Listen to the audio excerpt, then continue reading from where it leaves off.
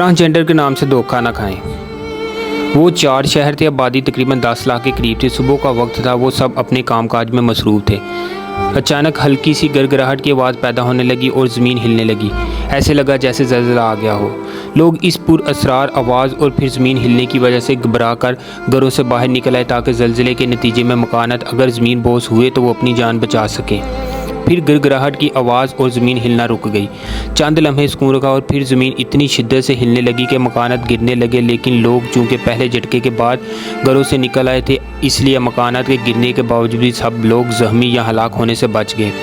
ज़मीन की हरकत में शिद्दत आती जा रही थी, लेकिन लोगों ने एक बात नोट की कि यह ज़लज़ला सिर्फ इतने हिस्से में आ रहा था जितने हिस्से में शहरी आबादी थी। शहर से बाहर की सड़कें और रास्ते बिल्कुल ठीक और नॉर्मल हालत में थे।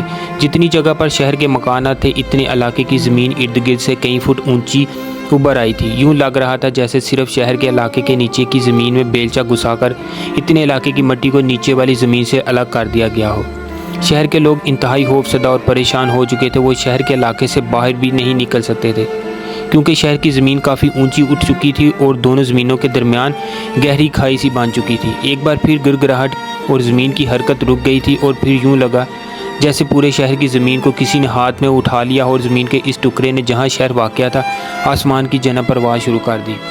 फिर कई किलोमीटर बुलंदी पर पहुँचकर ज़मीन के इस टुकड़े को उल्टा करके ज़मीन की तरफ पूरी कुव्वत से फेंक दिया।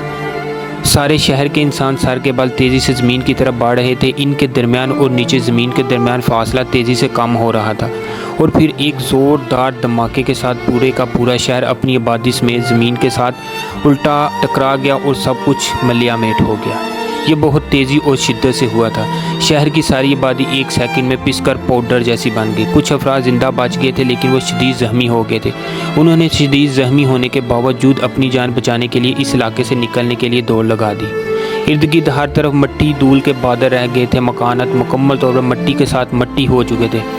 फिर अचानक आसमान से पत्थरों की बरसात शुरू हो गई और वो पत्थर इन इंसानों को लगने लगे जो ज़ख्मी थे और जान बचाकर भागने की कोशिश कर रहे थे। एक बात बहुत अजीब थी, हर पत्थर पर इनके अलग अलग नाम लिखे हुए थे। पत्थर पर जिस का नाम होता था वो पत्थर सिर्फ उसी के जिस्म पर गिरकर इसको कुचल रहा था। फिर वो सब भागने वाले भी मर गए। हर तरफ खामोशी छा गई। सिर्फ 5 मिनट में पहले जहां हंसता बसता शहर था वहां सिर्फ धुएं के बादल रह गए थे और मुकम्मल तौर पर खामोशी का राज कायम हो चुका था। इस पूरे शहर को इसकी ज़मीन और आबादी समेत जिब्राइल फरिश्ते ने अपने पर के ज़रिए से उठाया था और फिर बुलंदी पर ले जाकर उल्टा पटक दिया था और फिर अल्लाह ताला के हुक्म से बाकी शहरों को इनकी आबादियों समेत उठाकर बुलंदी से उल्टा पटक कर तबाह कर दिया था। इन लोगों के साथ ये क्या हुआ था, क्यों हुआ था और ये लोग कौन थे? ये सब लोग बदतरीन इज़ाबे इलाही का शिकार हुए थे। ये सब हज़रत लूत अलैहिस्सलाम की कौम से ताल्लुक़ रखते थे। ये सब एक ऐसे गुनाह के आदी थे जो इंतहाई बदतरीन था।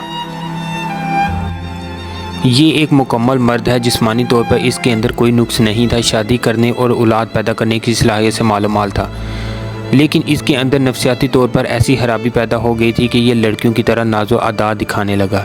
ये लड़की तो नहीं था, लेकिन इसने खुद को लड़की तस्वर कर लिया। इसके अंदर हम जिन्स परस्ती की इल्लत पैदा हो गई। पाकिस्तान में सन 2018 में एक कानून पास हुआ जिसके तहत ऐसे लोग जो मर्द होने के बावजूद खुद को औरत समझते हैं या औरत खुद को मर्द समझती है, वो खुद को अपनी मनपसंद जिन्स के तौर पर पेश कर सकते हैं। चनाचा इसने भी खुद को ट्रांसजेंडर औरत के तौर पर नादरा के ऑफिस में रजिस्टर्ड करवाया। अब ये जिस्मानी तौर पर खुद को ज़हनी तौर पर औरत साबित करके ट्रांसजेंडर बन चुका है, क्योंकि इसे ये करने की आज़ादी मुल्क ने दी। अगरचा वो मर्द है लेकिन सिर्फ ज़हनी तौर पर खुद को औरत समझता है, तो इसे खुद को औरत के तौर पर शो करने के सब ही हकूक़ मिलने चाहिए। ये जिस्मानी तौर पर नॉर्मल मर्द तो होता है, इसे कागजात में ट्रांसजेंडर औरत के तौर पर समझा जाए। बाज़ लोग हिजड़ों को ट्रांसजेंडर समझ लेते हैं। ये शदीद गलत फहमी है। इन बेचारों को तो कोई पूछता भी नहीं। इन्हें हिजड़ा कहलाने के लिए किसी कानून की ज़रूरत नहीं। वो तो जिस्मानी तौर पर ही अधूरे हैं, नामुकम्मल हैं। इन्हें तो सुप्रीम कोर्ट अलग शनाख्त दे चुकी है।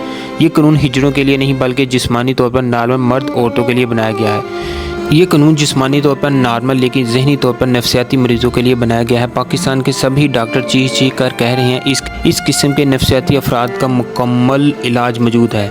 वो दोबारा ज़हनी तौर पर नॉर्मल हो सकते हैं, तो फिर इन्हें हम जिन्स परस्ती की तरफ राग़िब क्यों किया जा रहा है? یہ نئے بننے والے قانون کی مہربانی ہے کہ جسمانی طور پر مکمل مرد خود کو عورت قرار دے کر کسی دوسرے مرد کے ساتھ شادی کر کے دونوں ہم جنس پرستی کی زندگی گزار سکتے ہیں۔ ایسا قانون حضرت لوط علیہ السلام کی اس قوم کے اندر بھی نہیں باندھ سکا تھا، جسے اس گناہ کی پاداش میں بدترین عذاب کا نشانہ بنا کر روئے زمین میں اس کا وجود ہی مٹا دیا گیا۔ یہ عذاب الہی کو دعوت دینے کی کوشش کی جا رہی ہے۔ یاد رہیے، اس قانون کے ذریعے ہم جنس پرستی جیسے عظیم گناہ کو پاکستان جیسے مسلمان ریاست میں جائز قرار دے دیا گیا ہے، اور سبھی پاکستان یا تو لا علمی کی وجہ سے خاموش ہیں یا پھر جبراً خاموش کروا دیے گئے ہیں۔ ان ہم جنس پرستوں کے لیے آسانی پیدا کر دی ہے، جس طرح چاہے یہ اپنے من پسند گناہ کا سلسلہ جاری رکھ سکتے ہیں۔ حضرت لوط علیہ السلام کی قوم میں کچھ لوگ ایسے بھی تھے جو اس گناہ میں شدید نفرت کیا کرتے تھے۔ وہ لوگ آواز بھی اٹھاتے تھے، شور بھی مچاتے ہوں گے، احتجاج بھی کرتے ہوں گے، کمزور اور کم ہونے کے باوجود اپنے حصے کا کام کرتے ہوں گے۔ اللہ تعالیٰ نے انہیں اس عذاب سے بچا لیا۔ وہ دنیا اور آخرت میں بھی اللہ کی پکڑ سے بچ گئے اور جنت میں اپنا گھر بنا چکے تھے۔ فتنوں کے لحاظ سے یہ بہت مشکل ترین وقت ہے۔ نبی کریم صلی اللہ علیہ وسلم کا فرمان ہے کہ گناہ کے خلاف زبانی کلامی آواز اٹھانے والوں کا ایمان دل میں برا کہنے والوں سے ایک درجہ اوپر کا ہوتا ہے۔ میں کوشش کرتا رہوں گا کہ اپنے آپ کو ایمان کے اس درجے پر لازمی قائم رکھوں جس میں صرف دل میں برائی کو برا نہ کہا جاتا ہو بلکہ برائی کے خلاف آواز بلند کی جاتی ہو۔ یاد رکھیے اور کسی غلط فہمی میں مت رہیے کہ عذاب صرف پرانی قوموں پر ہی آیا کرتا تھا، پتھر صرف انہی پر برستے تھے، چہرے صرف انہی کے مسح ہوتے تھے۔ نہیں، ایسا نہیں ہے، یہ شدید غلط فہمی ہے۔ نبی کریم صلی اللہ علیہ وسلم نے ایک حدیث میں یہ بھی فرمایا ہے کہ جب گناہوں کا یہ عالم ہوگا تو انتظار کرو تیز آندھیوں کا، آسمان سے پتھروں کے برسنے کا، چہرے مسح ہونے کا اور زمین میں دھنسار جانے کا۔ اللہ تعالی ہمیں اپنے حصے کا کام کرنے کی توفیق اور ہمت عطا فرمائے، آمین۔